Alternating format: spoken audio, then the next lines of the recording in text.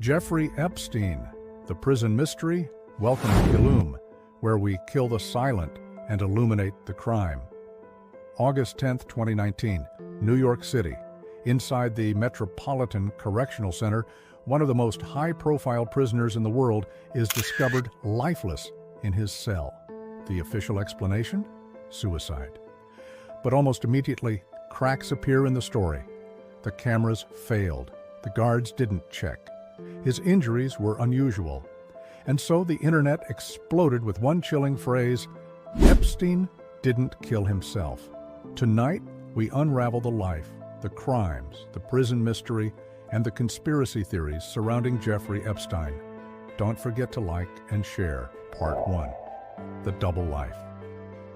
Jeffrey Epstein's story begins far from the glamour of Manhattan penthouses and private islands.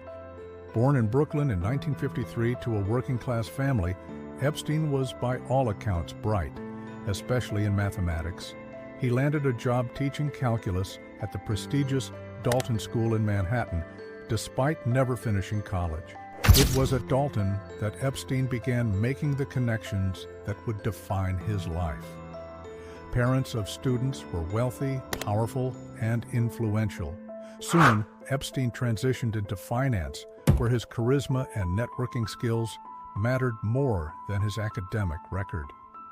By the 1980s, Epstein had reinvented himself as a shadowy financial advisor. He launched his own investment firm, J. Epstein & Coors, claiming to manage billions for the ultra-rich.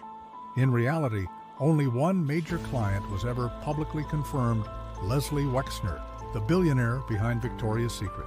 With Wexner's backing, Epstein's wealth ballooned, or at least appeared to. He bought a $71 million mansion in Manhattan, one of the largest private homes in the city. He acquired estates in Palm Beach, Paris, and New Mexico. He even purchased an entire private island in the U.S. Virgin Islands. And then there was the jet.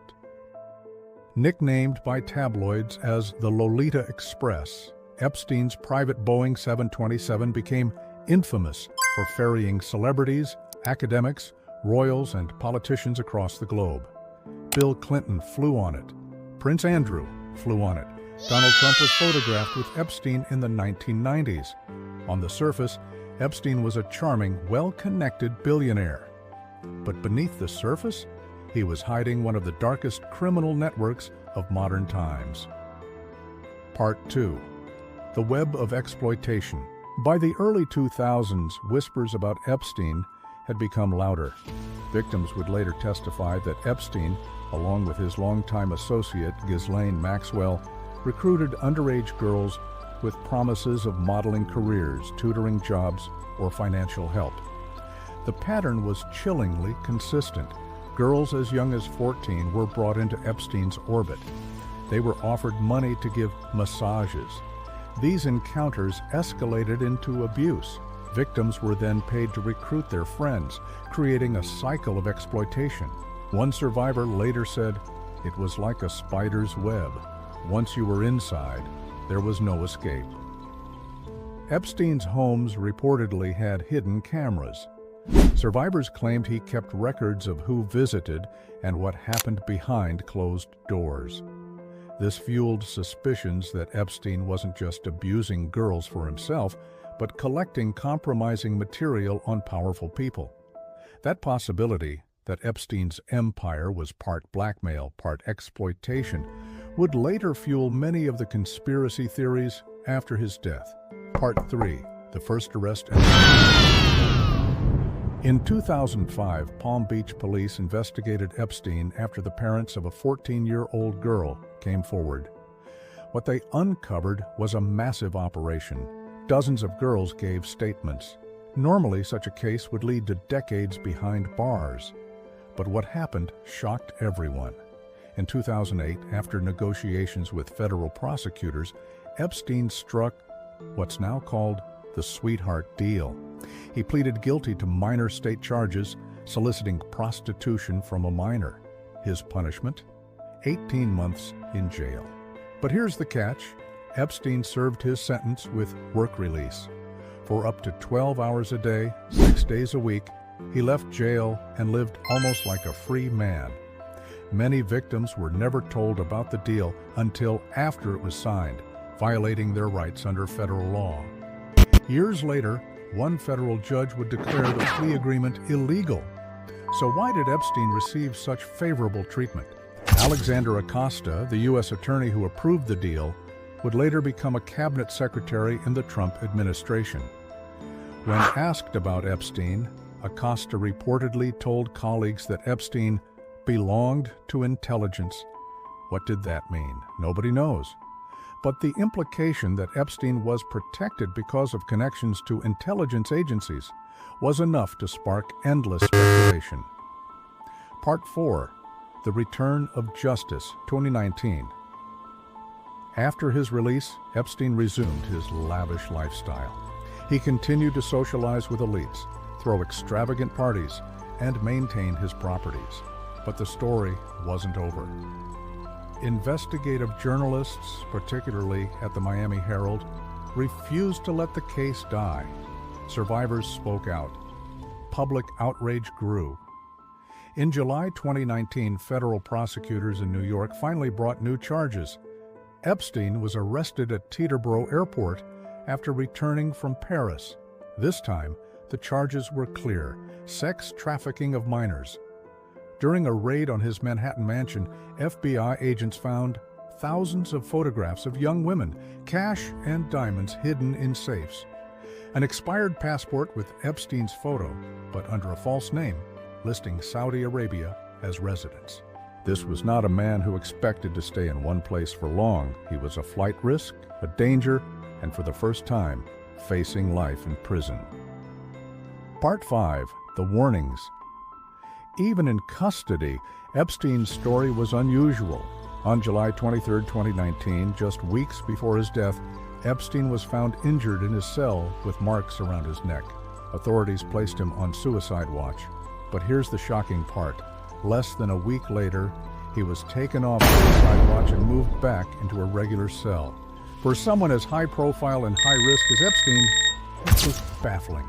Epstein told his lawyers he feared for his life. He reportedly claimed powerful people wanted him gone. His cellmate was later moved, leaving him alone. The stage was set for what happened next. Part 6. The morning of August 10th. On the morning of August 10, 2019, guards were supposed to check Epstein's cell every 30 minutes, but that night they didn't.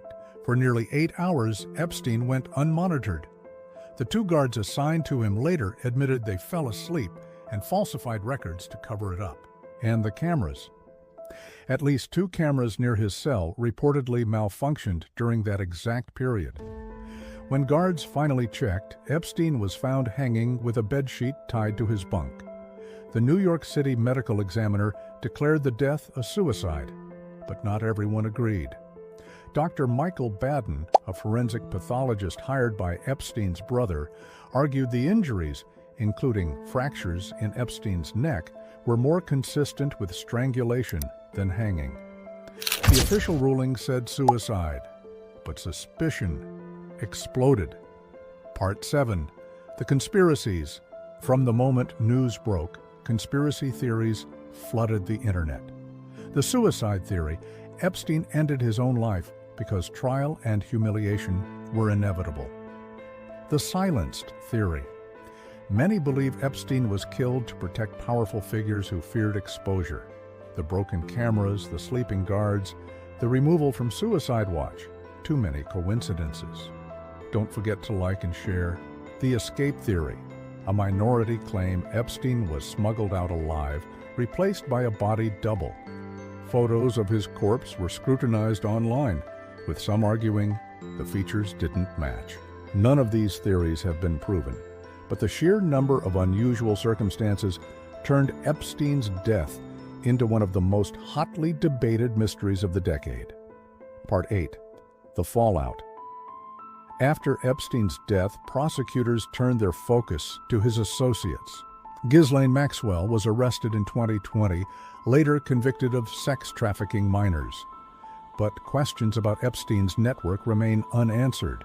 Who else participated? Who visited the island? Which names in his infamous Black Book were just social contacts and which were accomplices? Many survivors feel they never received full justice. Epstein never faced a jury. The secrets he carried went with him to the grave, or perhaps were buried by others. Part 9. The meme that became a movement. Epstein didn't kill himself. At first, it was a meme, something shouted in live interviews, scribbled on signs, dropped into conversations as a punchline. But over time, it became more than that. It became a symbol of public distrust. People didn't just doubt Epstein's death, they doubted the entire system. They questioned whether the rich and powerful can always escape justice. And maybe that's the real reason this story endures. Jeffrey Epstein's life was one of deception, exploitation, and unimaginable privilege. His death was sudden, suspicious, and unresolved. Suicide, silenced, or something stranger. We may never know the full truth. What remains are the voices of survivors still seeking justice and a society left wondering. When the powerful are involved, can the truth ever really come out? What do you think happened inside that cell? Drop your theories below. And don't forget to subscribe, because the next story might change everything you think you know.